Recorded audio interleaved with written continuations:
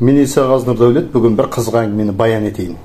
Ең алдымен қазақтың мінезі жайлы айтатын Қазақ мінезі каналыма жазылып, лайк басып, бөлісіп қойыңыздар.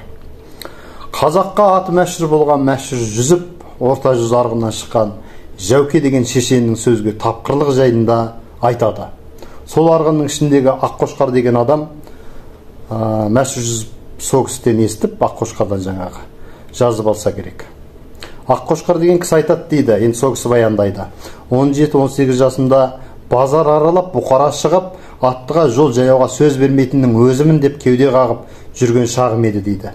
Ұлы жүзде бір қатын бар еді, аты Сарайбек екен. Ол аты бұлай қалып билік етіп отырған соң би қатын атап кетіп жұрт. Қатын би болғаны қандай болады екен? Сонымен бір бетпе-бет сөзге келіп қажасып қағыссам-ау деп ойлапты Аққошқар. Содан Бұқарадан құмарланып келе жатса, ауылдың шетіне келіп жаңағы би қатын қайда кетті десе, арқаға кеткен деп айтады дейді. Кез қалмайтын болдым ғой деп келе жатса, жолда бетпақтың даласында арқадан қайтып келе жатыр екен деп би қатын екеуі бетпе-бет ұшырасыпты. Би қатын олжассыз шаршап келе жатқан көрінеді дейді. Құдайым берді ғой, табандатар ретім әбден келді ғой деп ойлаған Аққошқар, құдағи ит мініп, ирек қамшылап, қайдан келе жатсың дедім дейді. Сонда қатын бұрын көріп танитын адамдай: жуан қоныш делеге етек арғыннан қал, желбасының бір шығарсың. Қарақұйын қашырыл деген жерге барып едім, Әлике Байдалы деген елге барып едім, тайын тәңірсіндей, құнаның құдайындай көреді екен, сонан келемін деп айтты дейді. Аузыма құм құйылды, тас тығылды, дәнеме дей алмадым.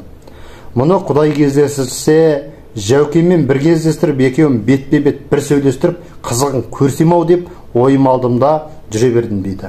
Елге барып Жәукеге қайттым.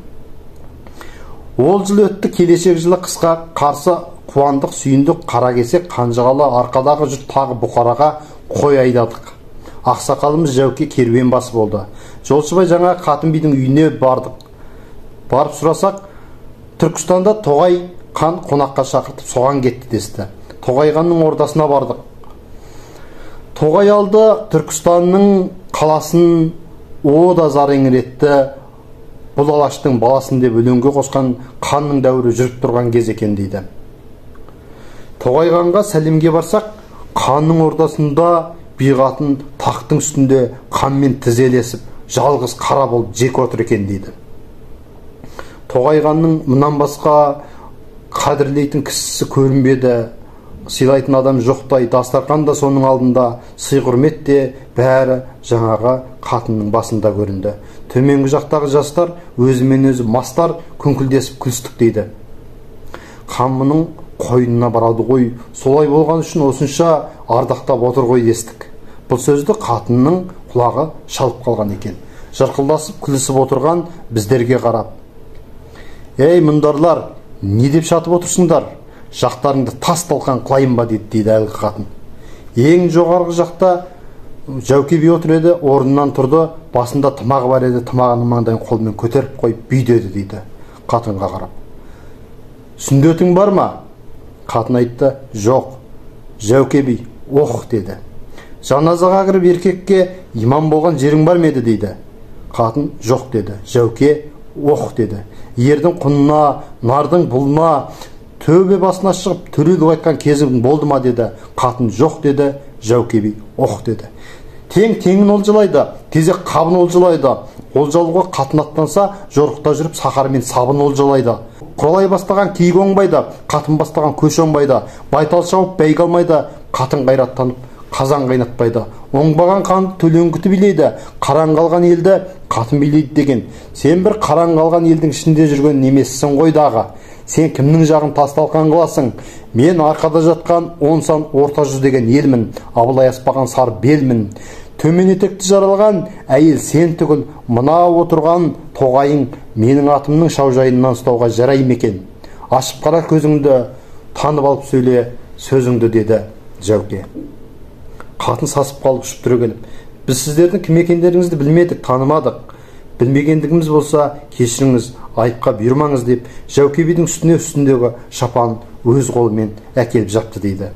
Және қайтуларыңызда қонақ болып кетіңіздер деп, бәйек болып, жайылып жастық, иіліп төсек болды дейді. Базарлап қайтып келе жатып, салт атты керуенбасылар жаңағы айтқандай жөн сұрасып әйелдің үйіне барып қонақ болдық дейді. Үлкен абажада үйі бар екен, қожа білмес байы бар екен, зарыптары көрген бір қызалағы бар екен, жаңа тілі шығып тәтті болып жатқан дейді. Қатын баласының тілінің тәттілігін қызық көріп, сүйгенде жасаған жақсы ем бір-екі елі сіңірді, сенен несін аяды екен деп сүйіпті. Сонда Жәуке би, құдағи, ол баланың тірлігін сұра, тірі болса ол жері екі елі сіңірсіз болмас дегенде қатын ұялып, өз сары түсті қатын екен, шуадай қып-қызыл болып кетті дейді. Құдай рахмет қылсын Жәуке биге, қатынды келістіріп екі табандатты деп жаңағы Аққошқар деген кісі айтыпты. Мұның бәрі менің сөзім емес, әрине Мәшһүр Жүсіптің бұрынғылардан қалған есті сөзді, кейінгілерге ес көріп жүрсін деп баяндағанында.